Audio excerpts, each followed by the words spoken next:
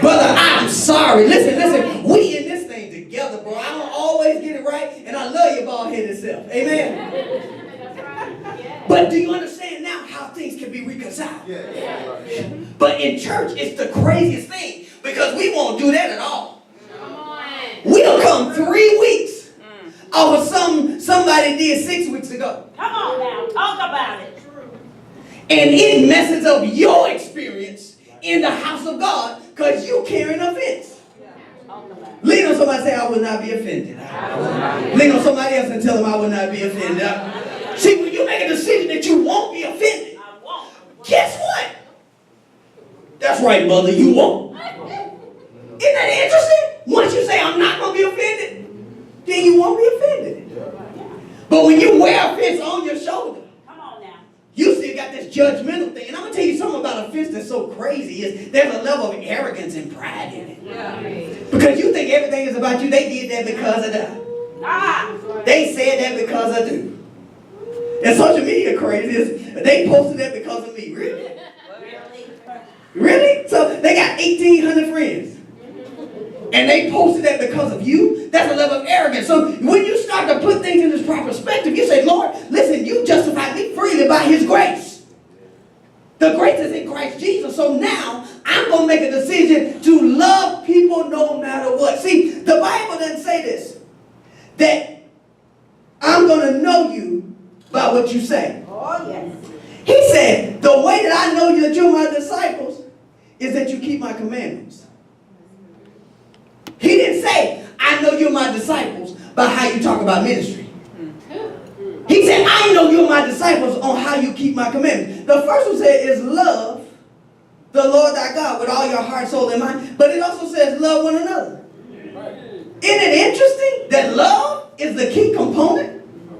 Whether it was the one that Moses' table or the fruit of the Spirit.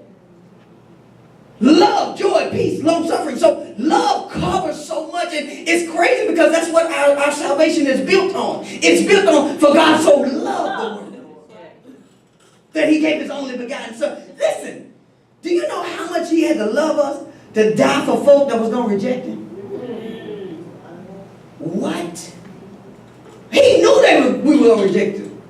He came to the earth with an assassination on his head.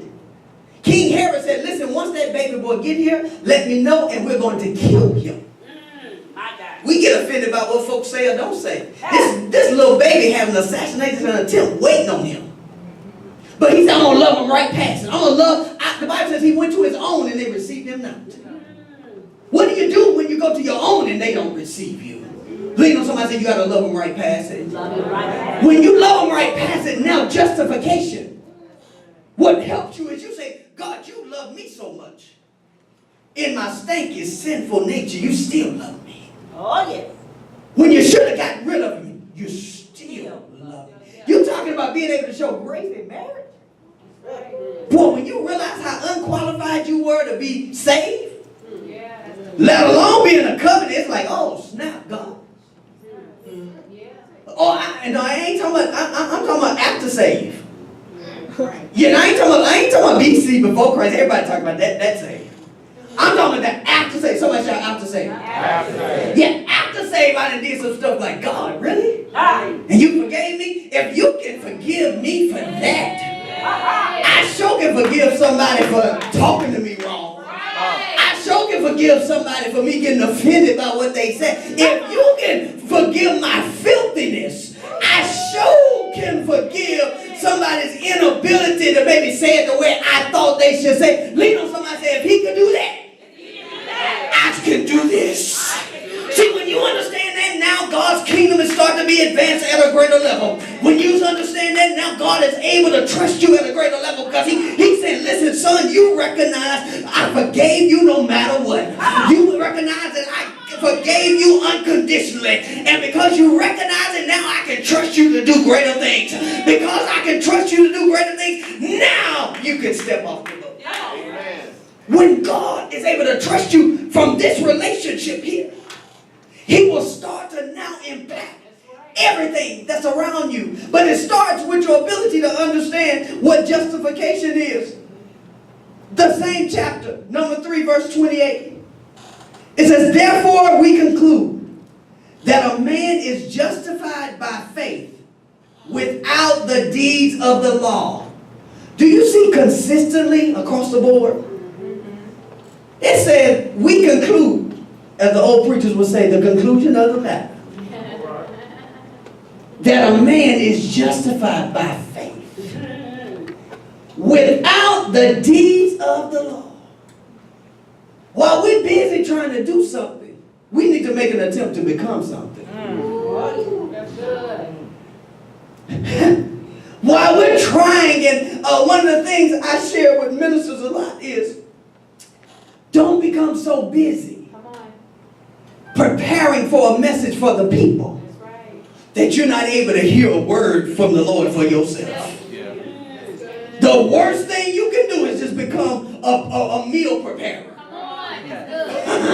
But so while you're trying to prepare a meal, you're able to miss a word that's going to change your life. Because see, you don't understand this. When God is able to change your life, you can prepare a meal at the drop of a dime. Because you become so full now, all you got to do is vomit or regurgitate. But won't you lean on somebody and say, take care of you first, and God will take care of them.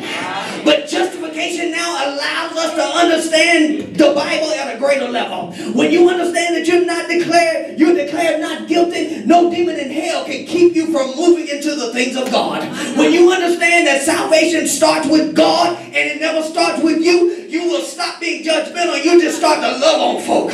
When you understand that redemption and reconciliation is a part of what he did on the cross, you start looking for a way to love him anyhow. And then when you understand how the blood works, as I get ready to close like this, the Bible says that Moses, because of who he was, the king sent out a decree to kill all the firstborn men. But what I want you to know is this: when God has a real calling on your life, it doesn't matter what the assignment is.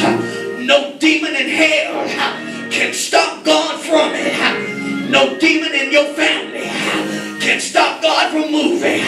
No rascal on your job can prevent God from moving. So he sent out a firstborn decree to kill the firstborn males, because he understood it like this: if I send a decree that's going to kill the women, I'm just going to destroy the child. But if I send out a decree that destroys the seed, I'm going to disrupt the family.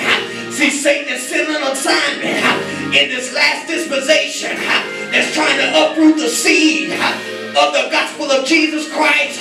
So he don't want us talking about Christ. He'd rather us talk about politics. He don't want us to talk about the blood. He'd rather us talk about Black Lives Matter.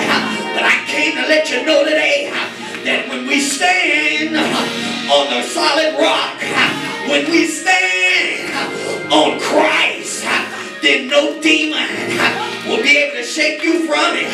So the Bible says that there was another time that there was a decree that the death angel was coming to Egypt, and the death angel was on assignment to take them out. I want you to understand that even though Christ died, there is an assignment that's trying to take you out. There is an assignment to destroy your marriage. There is an assignment to disrupt your finances. There is an assignment to deregulate your family. There is an assignment to kill your church. But what I love about God is he never allows an assignment to happen without equipping us for the walk. Why don't you lean on your neighbor and say, neighbor, God has equipped me. Well, what does the equipment look like? Ariane, the Bible says it like this: I want you to know the assignment is there, but I need you to go make a sacrifice. And see, the problem is a lot of us don't want to sacrifice. We don't want to sacrifice our time. We don't want to sacrifice our finances. We just want to do it our way. He said, once you make the sacrifice, I need you to take the blood and put the blood on the doorpost. Now, what that means looks like this. He said, listen, take the blood of the lamb, take the blood of the bullock, take the blood of the goat, and I need you to go now and take the shed blood Now apply it over the doorpost. See, the problem with a lot of us is because we got saved, we stop applying the blood. So we don't apply it over our children. We don't apply it over our finances. But he said, listen, there's a method to the madness. So when he put the blood over the doorpost, I'm sure that sounds silly. Have you ever felt like God has given you something silly? Have you ever felt like it was something that didn't make sense? Have you ever felt like if you were going backwards? But I came to let you know that when you do it by faith, God is setting you up for a real breakthrough. He's setting you up for complete deliverance. He's setting you up. Now, as I get ready to close, it looked real silly because it was just blood over the doorpost. It looked like it didn't make sense because it was blood over the doorpost. But the Bible said it like this, that the death angel is on an assignment and is coming to kill everything in sight. See, you didn't understand that the assignment of hell was coming to destroy you. The assignment for hell was coming to destroy you. The assignment from hell was coming to destroy you. But he said, listen, when the death angel see the blood, he's got to bypass. See, you didn't understand. When you were praying all those nights, the death angel had to bypass. When you was fasting all night for your babies, the death angel had to bypass. Why don't you lean on your neighbor and say, neighbor, the death angel has got to go. Every assignment is got to go. Spirit of disagreement, it's got to go. Spirit of poverty, it's got to go. You can't have my family. You can't have my marriage. You can't have my daughters. I stand right now to apply the blood. Once again, the blood still stands. The blood still cleans. The blood still makes a difference. Not black preaching, not Reuben preaching, not talking, not teaching, but the blood. Because where the blood is, you got to pass by. Where the blood is, you can't touch it. Where the blood is, you got to go. Why don't you grab your neighbor's hand for the last time and say, neighbor, let's apply the blood. On this Mother's Day, let's apply the blood.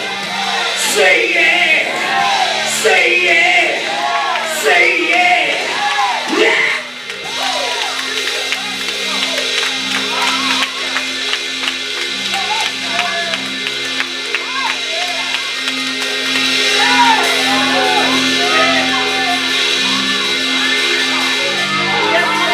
See, when we go back to having church like this, when we start preaching the blood again, see, we won't have to worry about sin running rapid in the church because the blood will still convict.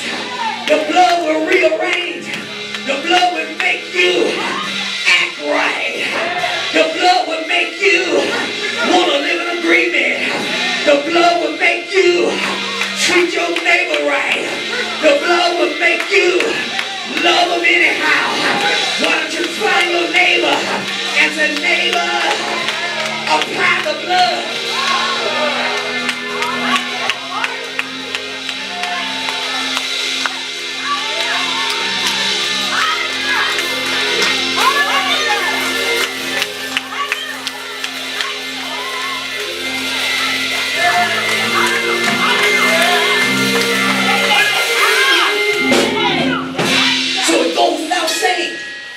That if you read the rest of the story, that the death angel was on assignment. And he went and he was seeking out who he may devour. So he had to walk up on the clacks and say, listen, hell dispatched an assignment. Let me see if I'm going to be able to get it. So I started sending stuff early to see if I can distract them. I started started sending stuff early to see if I can derail him. But the closer he got, Brother McElvin, he couldn't see the cracks no more. All he saw was the blood. So as much as he wanted to, he had to bypass and come on over to the Millers. And he lost an assignment to try and distract. But the moment he went in, all he could see was the blood. He said, I'm going to stop by the Leslie's. I know they're on assignment to do kingdom business, but I'm going to send a distraction that's the closest to him and try to get him derailed. But the closer he got, he said, I'll see the blood. So I got to bypass. Do you see a routine now? The Bible says that everywhere the death angel went, when he saw the blood, I came for the targets. I tried to disrupt, but I see the blood. I got to go to the Hilton, but I see the blood. I got to go to the Pacers, but I see the blood. I got to go to the Hodges, but I see the blood. I got to go to Baptiste, but I see the blood. I got to go to Mother's house, but I see the blood. I'm going to the Hilton, but I see the blood. Somebody ought to get excited about the blood. I get it, you believe in it, that he's going to do something big. I get it, that you believe in him for the car. I get it, that you believe in him for restoration. But is there anybody here that's excited about the blood? The blood of Jesus, it still saves. The blood of Jesus, it still makes alive. The blood of Jesus.